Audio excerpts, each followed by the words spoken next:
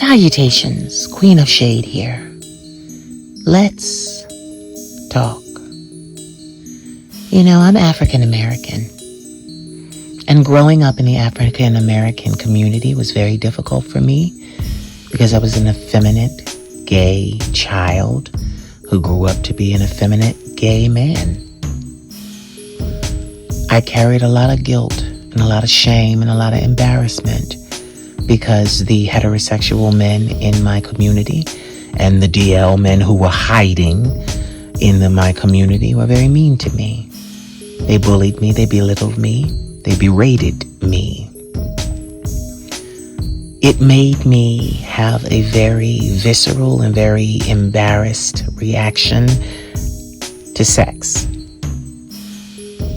I couldn't have sex for a long time without feeling guilty, without feeling like shit, without feeling like I was completely wrong, God hated me, and that I would burn in hell. I'm not exaggerating.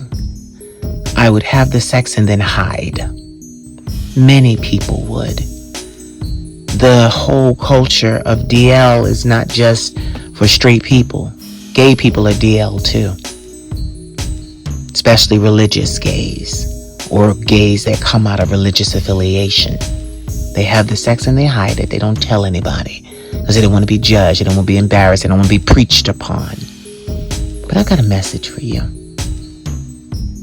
How old are you? Think about it. I'll be 40 this month. It's September. It's time for me and you to stop feeling sorry about being gay and having the sex. I have a boyfriend now. My first boyfriend in my entire life. Met him 20 years ago and he was the one. I had a lot of sex with a lot of people that didn't mean shit to me. And now I have the man of my dreams who chose to be with me after a 10-year celibacy on my part.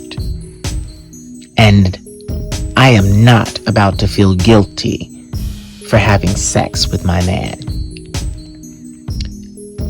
I wanted to come to you guys to share this with you. It's time for you to live and be authentically who you are. You've been having the sex. You've been living as a homosexual. You've been living as a member of the alphabet mafia, the LGBTQIAP plus community. You've already been living it, even if you're not publicizing it. So it's time to just embrace who you are. Now, embracing who you are does not mean you have to tell the whole world, but it does mean you need to stop feeling guilty for being who you naturally are. I'm not going to feel guilty anymore about being a gay man. I'm not going to feel guilty anymore about hormonally desiring another man. I'm not going to feel guilty at all.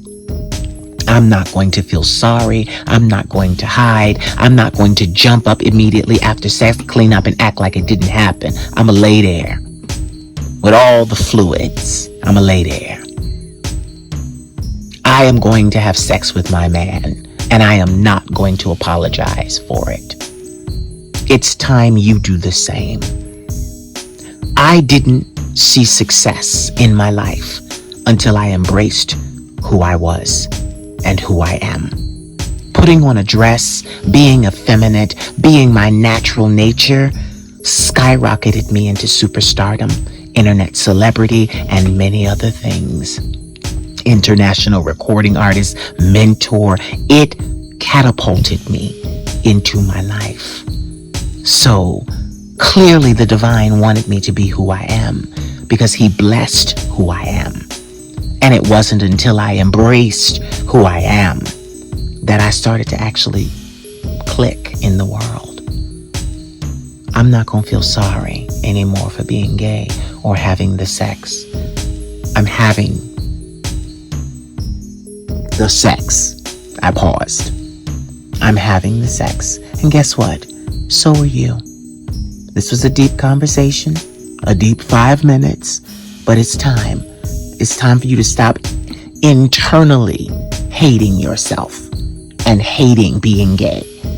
Saying that you love yourself, but you feel remorse and guilt every time you lay down with a man and come. The moment you come, you're done. You want to run and hide.